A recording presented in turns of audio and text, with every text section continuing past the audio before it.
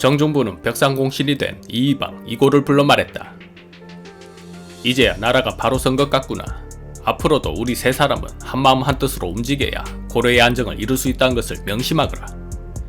하지만 권력은 역시 나눌 수 있는 것이 아니었다. 이고는 생각했다. 젠장, 내 덕에 저 자리에 올라놓고 저 늙은이가 무엇을 했다고 아직도 벽상공신인 나를 하급군관대하듯 하는 것인가.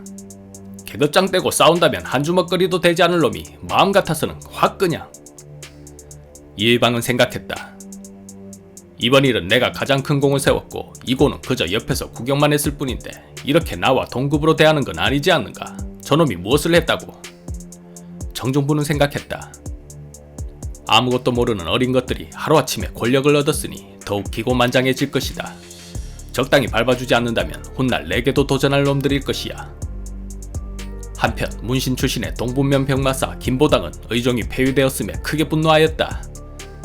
이 역적놈들이 감히 정변을 일으키고 권력을 독차지해 내 군사를 일으켜 폐하를 구하고 이놈들은 결코 곱게 죽이지는 않을 것이다. 그러던 어느 날 여느 때처럼 중방에서 무신들이 정사를 논의하고 있었다. 이고가 말했다.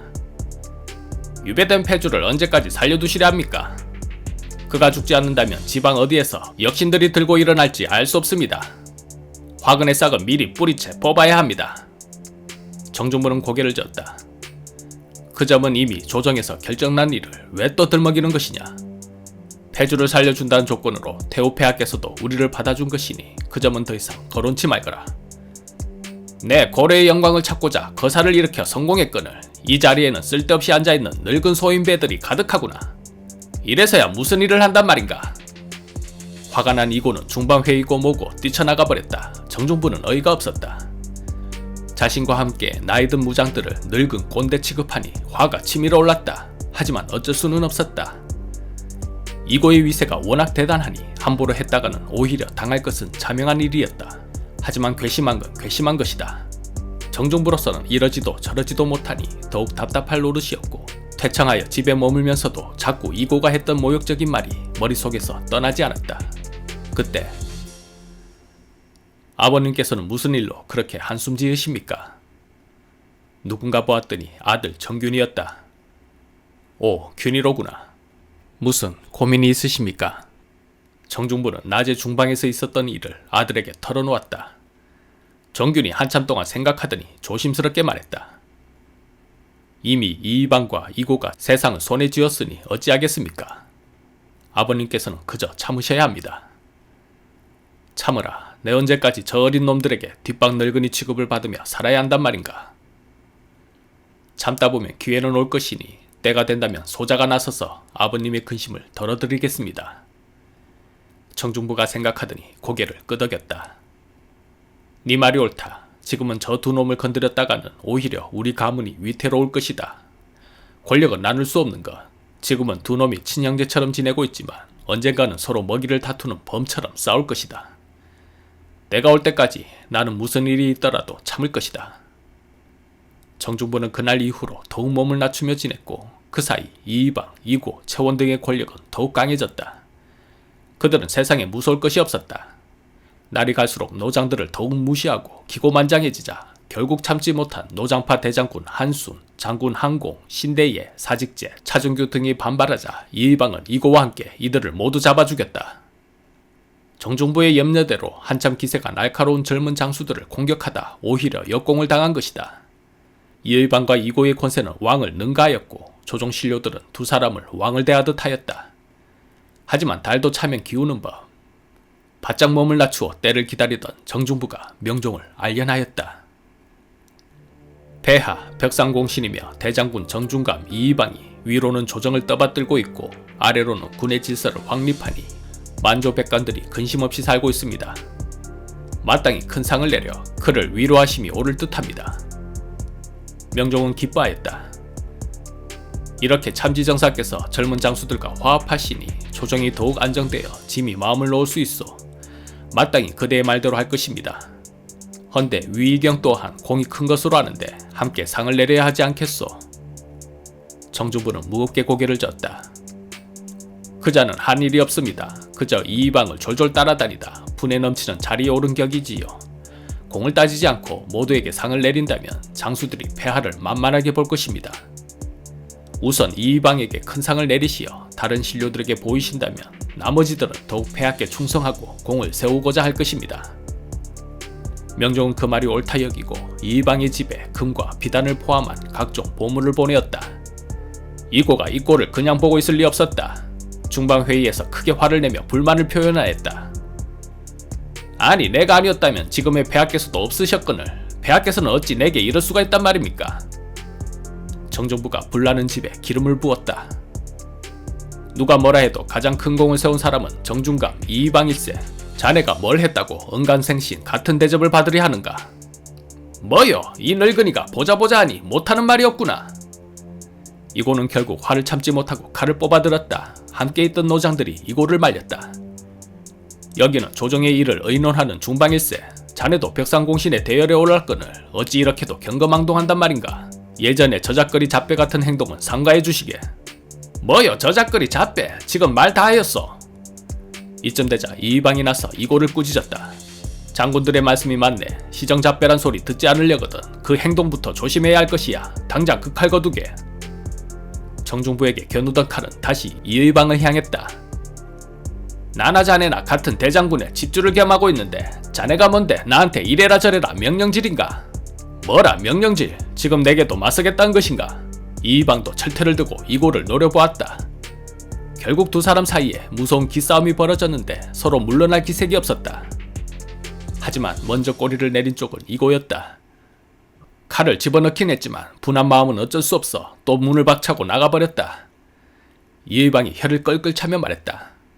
저 성질머리하고는. 이고는 이날을 두고두고 치욕으로 생각했고 마음에만 담아두지 않았다. 그는 자신이 1인자가 되기를 결심했다. 비밀스럽게 물의 배들을 끌어모으고 불교 세력인 개국사의 승려 현소, 법운사의 승려 수회 등과 거사를 모의하였다. 좋아, 시정잡배가 화나면 얼마나 무서운지 보여주지. 일이 성공하면 너희들은 모두 높은 벼슬에 오를 것이야. 이고는 그들과 밤낮으로 술을 마시며 거짓 제서까지 만들었다. 곧 태자가 관례를 치르게 되어 폐하께서 여정궁에서 잔치를 베풀 것이다. 너희들은 칼을 소매 속에 품고 이곳으로 잠입해 있거라. 내가 궁에다 불을 지를 것이니 그것을 신호로 모두 뛰쳐나와 잔치에 모인 자들을 모조리 죽여야 한다. 모여있던 장군들은 한 소리로 답했다. 저희들은 끝까지 장군과 함께 할 것입니다. 하지만 이 자리에는 이고의 노복이었던 교위 김대용의 아들이 함께 있었다. 그는 생각이 달랐다. 이고가 이의방을 당해낼 리 없어. 이 거사가 실패한다면 나는 물론 가문이 하루아침에 몰락할 것이다. 차라리 이 일을 알린다면 천하의 이의방을 구한 사람이 다름 아닌 내가 되니 공을 인정받아 높은 벼슬을 얻을 수 있을 것이야. 그는 곧바로 아버지 김대용에게 이 사실을 알렸다. 김대용은 다시 내시장군 최원에게 고하고 최원은 이의방에게 달려가 이 사실을 알렸다. 이의방은 크게 분개하였다. 이고 이놈이 하는 짓이 불안불안하더니 결국 이런 짓을 벌리는구나. 내 당장 달려가 이 철퇴로 그놈을 때려 죽일 것이다. 최원이 말렸다. 지금은 이고가 무례배들과 함께 있어 쉽게 도모하지 못할 것이요. 내일 장수들을 모아놓고 그가 입골하기를 기다렸다가 도모하는 것이 옳을 것이요. 분개한 이의방도 그 말이 틀리지 않았음을 알고 있었다. 이고를 잡으려면 계책이 필요했다. 다음날 궁궐 곳곳에 장수들과 병사들을 숨겼고 이의방은 철퇴를 들고 골문 앞에서 기다리고 서 있었다. 입궁하려던 이고가 물었다. 자네는 어찌하여 철퇴를 들고 골문 앞에서 서성이고 있는가? 아, 별일 아닐세. 오늘 불순한 역적놈들이 궁에 온다는 첩보가 있어 이렇게 지키고 있다네. 역적이라니 누가 역적이라 한 것인가? 이의방의 표정이 변하더니 철퇴를 들고 말했다. 누구긴 누구야. 바로 니놈이지. 순간 놀란 이고는 머리가 하얘져 자신의 머리에 철퇴가 내려 꽂힐 때까지 멍하니 이의방을 쳐다만 보고 있었다. 퍽 하는 소리와 함께 머리가 깨진 이고가 땅바닥에 주저앉았다. 비틀거리며 마지막 혼신의 힘을 다하여 명하였다. 어서 공격하라. 그러나 그 말이 채 끝나기도 전에 이고는 피를 뿜으며 쓰러져 죽었다. 이의방은 곧바로 함께 모의했던 현소, 수혜 및 여러 무례배들을 잡아다 모조리 격살하였다. 그들 중 몇은 칼을 버리며 항복했다. 그러나 이의방은 용서하지 않았다. 너희들은 감히 이고와 영모를 꾀하였으므로 살려둘 수 없다. 우리는 이고의 명을 따랐을 뿐 영모를 꾀하지는 않았습니다. 웃기고 있네. 증인이 있는데도 이제 와서 거짓말을 하는 것이냐? 증인이 누구입니까? 이방은 영모를 미리 알려주어 자신을 구해준 채원을 불렀다. 그러자 저 사람은 대장군님을 비난하고 이고와 뜻을 함께한 사람입니다. 그래?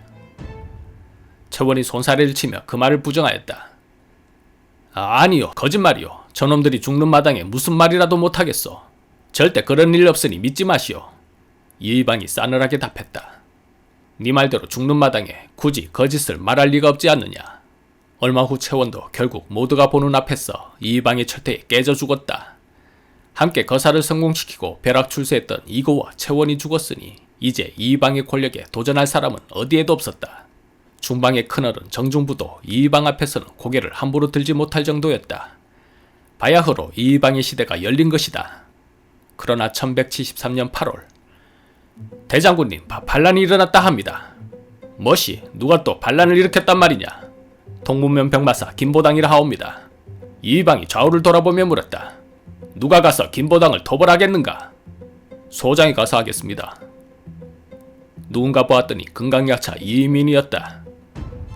오, 자네가 가준다면 내가 무엇을 걱정하겠는가? 군사들을 내어줄 것이니 가서 김보당 무리들을 토벌하라. 소장, 명을 받들어 역도들을 모조리 쓸어버리고 오겠습니다.